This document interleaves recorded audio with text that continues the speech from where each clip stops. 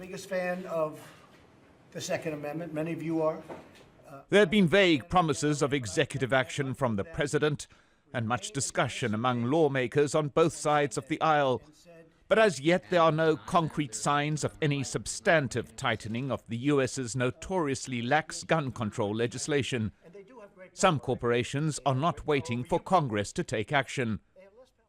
Several major businesses, Walmart, Dick's Sporting Goods, Kroger, and the latest, LL Bean, have announced they are unilaterally raising the minimum age for gun sales and will no longer sell guns to customers younger than 21.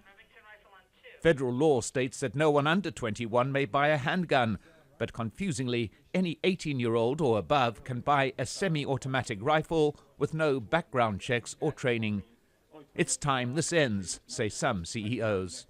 When we looked at those kids and we saw the grief that they were going through and how these kids organized to really have their voices heard, we talked amongst ourselves and said, if these kids can be brave enough to do this, then we should be brave enough to make a stand ourselves.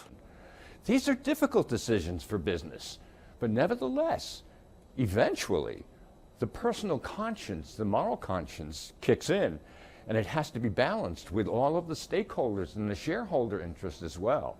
And social media reaction to the Dick's decision is mixed, some calling the company anti-American, others welcoming the move and calling it courageous. Delta Airlines is among the companies that has ended discount deals with the powerful National Rifle Association, the NRA, but that comes at a financial cost. Republican lawmakers in Georgia have killed a tax break for the company in its jet fuel costs, retaliation that will cost Delta billions of dollars. The NRA itself has lashed out at what it calls a shameful display of political and civic cowardice. Despite the national horror at recurring school shootings, U.S. society remains as polarized on gun control issues as never before.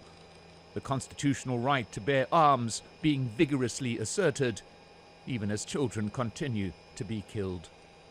Mike Hanna, Al Jazeera, New York.